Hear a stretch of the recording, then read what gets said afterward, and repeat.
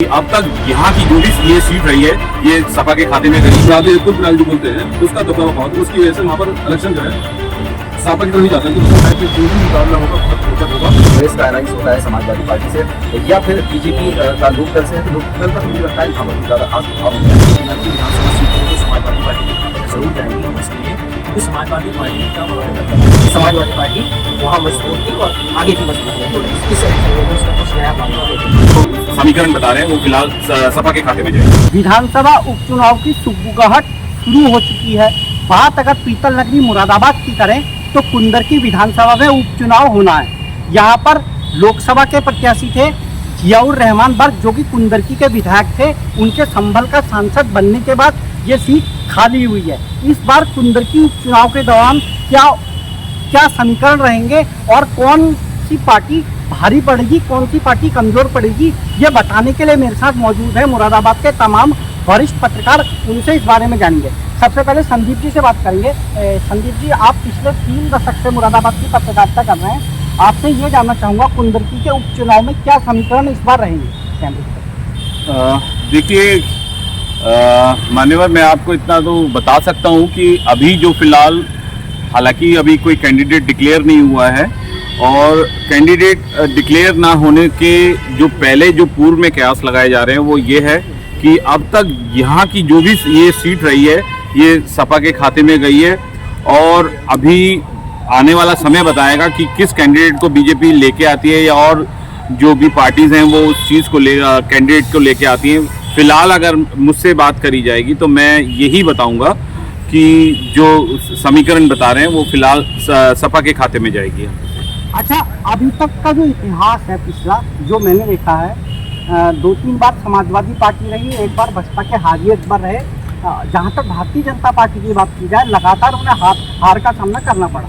इस बार क्या लग रहा है आपको? आपके जो है वो ऐसा है कुंदरकी विधानसभा का कि समीकरण जो है, अगर बीजेपी जो अभी चल रहा है कि किसी मुस्लिम कैंडिडेट को उतारेगी और हो सकता है वो रालोदा गठबंधन करके हाजी अकबर साहब को शायद उतार ले, तो अगर वहाँ पर है तो और इधर अकील रहमान समाज साहब भी सापा से आने की तैयारी कर रहे हैं संभल से। लेकिन वहाँ पे जो एक बरादरी है, तुर्क बरादरी जो बोलते हैं, उसका दबदबा बहुत है। उसकी वजह से वहाँ पर इलेक्शन जो है सापा की तरफ ही जाता है कि मुस्लिम सब सापा की तरफ है। लेकिन थोड़ा कुछ इस वक्त अभी तक कैंसिल है, लेकिन कुछ ना कुछ चेंज होगा। हमारे तो ये लग रहा है कि अगर उन्होंने बीएसपी भी कैंडिडेट उतारेगी तो देखिएगा इस बार बीजेपी कुछ कमाल कर सकती है। बीजेपी कुछ कमाल कर सकती है, ये हमारे पत्रकार साथी का कहना था। इससे पहले आपको एक चीज़ और बताना चाहूँगा, इस बार का जो चुनाव है वो थोड़ा अलग हटके है, क्योंकि लोकसभा चुनाव में जाति, धर्म, मजहब नहीं चला था, बल्कि शिक्षा, विकास और डेवलपमेंट जैसी चीज़ें चली थी। इन चीज़ों को देख के लोगों ने वोट किया था।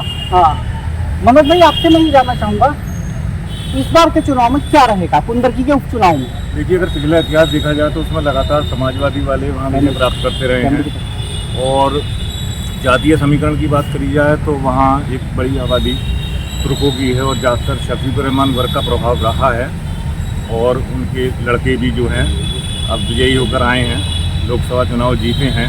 और दूसरी एक बात और भी है कि लोकसभा चुनावों में समाजवादी पार्टी ने काफ़ी हद तक सफलता प्राप्त की है। इसे देखते हुए ये लग रहा है कि जो भी मुकाबला होगा बहुत रोचक होगा, जबकि इन चुनावों में सत्तारूढ़ बीजेपी भी अपनी पूरी जान झोंकेगी। ठीक है, वाजिद भाई मेरे साथ मौजूद है, जो कि एक डिजिटल अखबार के लिए काम करते हैं।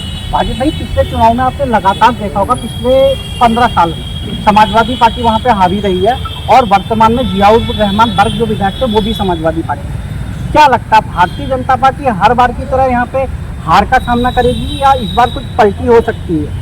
देखिए, जिस तरीके से कुंदरकी विधानसभा सीट की बात चल रही है विधानसभा को लेकर, तो मुझे लगता है कि मुरादाबाद जनपद जो है उसकी जो 6 विधानसभाएं अभी मौजूदा हमने चुनाव में देखा 2022 में, तो उसमें शहर विधायक रितेश गुप्ता जी जो है वो बाजी मार गए। बाकी 5 की 5 सीटों पर बीजेपी हार गई। तो गढ़ होने की वजह से। और मुझे लगता है कि जिस तरीके से अभी हमारे सीनियर पत्रकार साथी ने कहा कि वहाँ जो तुर्क बिरादरी है वो एक बड़े अहम रोल अदा करती है किसी भी चुनाव में, और जातीय समीकरण बनाने के बाद कहीं ना कहीं जो प्रत्याशी है वहाँ पर लोकल स्तर पर वो भी तुर्क बिरादरी से ही होते हैं। लेकिन मुझे अब की बार कुछ ऐसा लग रहा है, हालांकि कहा यह भी जाता है कि ये जो चुनाव होते हैं उपचुनाव ये सरकार जो मेजॉरिटी में सरकार होती है उसके फेवर में ज़्यादा होते हैं। लेकिन जो इस बार हमने बदलाव देखा 2024 में लोकसभा चुनाव में, तो कहीं ना कहीं जो चुनाव है वो मुझे ऐसा लगता है कि अगर अलायंस कांग्रेस का अलायंस होता है समाजवादी पार्टी से या फिर बीजेपी का लोकदल से है, तो लोकदल का तो मुझे लगता है वहाँ पर कुछ ज़्यादा खास प्रभाव नहीं है। हालांकि कांग्रेस का और समाजवादी पार्टी का ज़्यादा प्रभाव है, मुस्लिम वोट बैंक वहाँ पर ज़्यादा है, और मुस्लिम एकजुट होकर समाजवादी पार्टी को वोट भी दिया है और आगे भी मुझे ऐसा ही लगता है। तो कहीं ना कहीं ये सीट समाजवादी पार्टी के खाते में जाती हुई ज़्यादातर लग रही है।